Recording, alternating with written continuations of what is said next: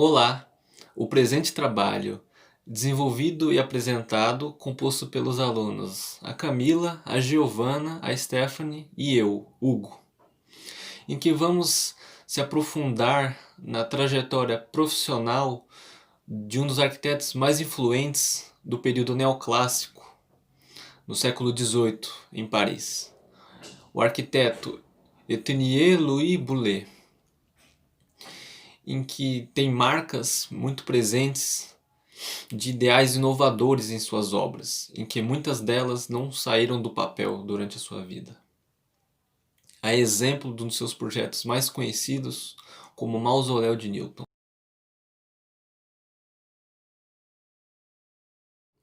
Um dos contextos históricos abordados remete a um dos mais marcantes da história da humanidade.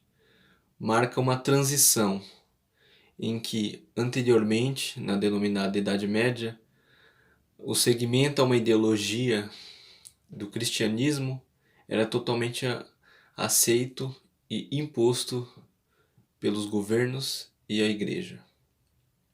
Posterior a isso, vem o período denominado Iluminismo, com as noções de filosofia, as noções básicas de democracia, os questionamentos, a relevância da ciência e do desenvolvimento da tecnologia. E nesse contexto, vem se desenvolvendo uma das personalidades mais relevantes desse período em Paris, o arquiteto Étienne Louis Boulle, em que, no período do Renascimento, traz à tona instituições públicas em suas arquiteturas, uma reorganização das cidades, abrangendo metodologias que são referências no período moderno e contemporâneo, trazendo ideais clássicos e da geometria pura, e a arquitetura em sua função pensada no viés do pedestre, das pessoas que moldam a metrópole, moldam o urbano, e não mais aquele viés ultrapassado de grandes edificações robustas e que mais cobrem as pessoas e o que traz de bom à cidade, sendo questionado por suas ideias diferentes, ele as mantém. Apesar de a maioria dos seus projetos não terem saído do papel em vida, alguns, após a sua morte, acabam ascendendo. E muito importante abranger que nesse período há a ascensão da Revolução Francesa. Então há totalmente uma conjuntura social e econômica, política, que abrange totalmente uma transição, uma ruptura de ideais ultrapassados. Isso faz totalmente a diferença em sua referência como arquitetura, como tratar a cidade e entender as pessoas.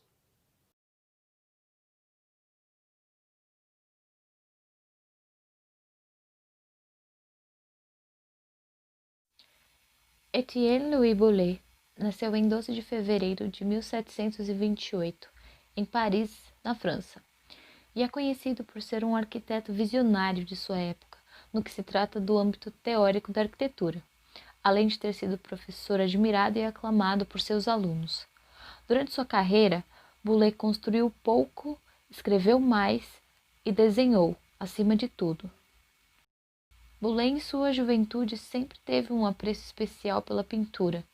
Ele originalmente queria ser pintor, mas seguindo os desejos de seu pai, que era arquiteto, ele se voltou pela profissão. Em sua época de estudo da arquitetura, teve como professores Jacques-François Blondel e Germain Boffrand, dois reconhecidos arquitetos da época. Posteriormente, com Jean-Laurent Leguay, abriu seu primeiro estúdio, aos 19 anos. Boulle foi um dos mais influentes arquitetos do neoclássico na França. Ele foi eleito para a Academia Royal em 1762 e também designado arquiteto de Frederico II, rei da Prússia, título honorário e de grande prestígio. Entre 1762 e 1778, ele projetou várias residências particulares dentro de características do neoclássico, mas infelizmente só uma chegou até os tempos de hoje: o Hotel Alexandre, em Paris, tendo passado ainda por diversas reformas ao longo dos anos, mas tendo sua essência preservada em sua fachada. A partir de 1778, ele se dedicou a reformas em edificações reais, participando do concurso para a reforma do Palácio de Versalhes e elaborando um projeto para a Ópera de Paris e para a ampliação da Biblioteca Real, dentre muitos outros. Ele projetou várias mansões em uma cidade parisiense nas décadas de 1760 e 1770, principalmente o Hotel de Brunoy, uma edificação graciosa, ainda que possuindo certa majestade, tendo em sua fachada um pórtico de 6 colunas jônicas, apoiando um telhado escalonado, onde foi dimensionado um grupo esculpido por François-Joseph Duret, um escultor que era frequentemente associado a Boulez. Foi com os mestres com quem Boulez aprendeu, Blondel, Germain e outros, que Boulez aprendeu a arquitetura clássica francesa do século XVIII, com o início do revivalismo neoclássico, que tinham até então grande influência em seu estilo arquitetônico. Isso fica evidente quando analisamos as obras em que ele trabalhou. No entanto, havia um lado visionário e rebelde em Boulez que seria descoberto por ele mesmo nos anos posteriores. Apesar do neoclassicismo inovador de suas obras executadas, Boulez alcançou uma influência verdadeiramente duradoura dentro do meio acadêmico, como professor e teórico da arquitetura.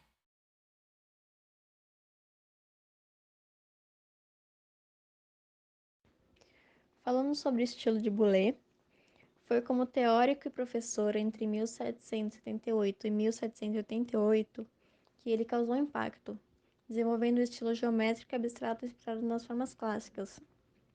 Sua característica principal foi remover toda a ornamentação desnecessária, aumentando as formas geométricas para uma escala imensa e repetindo elementos como colunas de forma colossal. Boulez rejeitou o rococó e o excesso de ornamentos.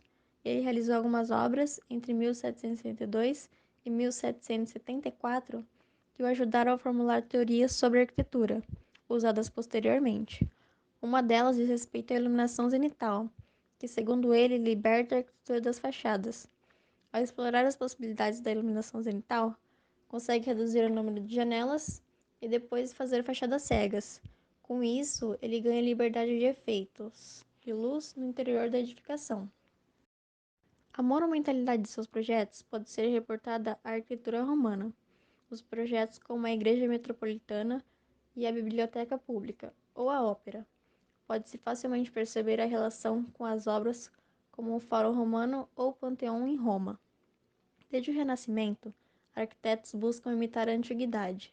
Boulez procura entender a arquitetura grega, mas desaponta-se com ela, sobretudo pelo fato dos templos lhe parecerem bastante semelhantes entre si. Sua maior referência é a arquitetura romana, onde os templos têm formas diferentes. Boulez tinha um vasto conhecimento de civilizações anteriores à Grécia e Roma, tais como civilizações pré-colombianas ou do Oriente, próximo com as suas pirâmides ou zigurates. Essas pirâmides e a Torre de Babel, símbolos de separações das nações, inspiram a projetar uma torre icônica, com rampa dupla espiralada. Boulez dá à torre um sentido de união e integração dos povos. Outra característica da obra de Boulez é a preocupação em relacionar a arquitetura com a natureza. Ele não achava que a arquitetura devesse imitar a natureza, mas se harmonizar com ela. Interessou-se por paisagismo e realizou alguns poucos projetos paisagísticos. Dizia que a arquitetura é superior a outras artes, pois tem a capacidade de implementar a natureza, enquanto a poesia, por exemplo, pode apenas descrevê-la. Entre 1762 e 1778, projetou várias residências particulares, e a única que chegou até nossos dias foi o Hotel Alexandre, em Paris. Junto com Claude-Nicolas Ledoux, foi um dos mais influentes arquitetos do neoclássico na França. Alguns de seus trabalhos ficaram conhecidos apenas no século XX. Seu livro, Ensaio sobre a Arte da Arquitetura, argumentando a favor de um neoclassicismo emocionalmente comprometido, só foi publicado em 1953. O presente livro continha seu trabalho, que na sua maioria é composto por projetos para edificações públicos em escala titânica, totalmente praticável. Mesmo assim, seu foco na polaridade de elementos de design opostos e o uso de luz e sombra foi altamente inovador para a época e continua a influenciar arquitetos hoje em dia. Ele foi redescoberto no século XX e influenciou arquitetos importantes, como Aldo Rossi.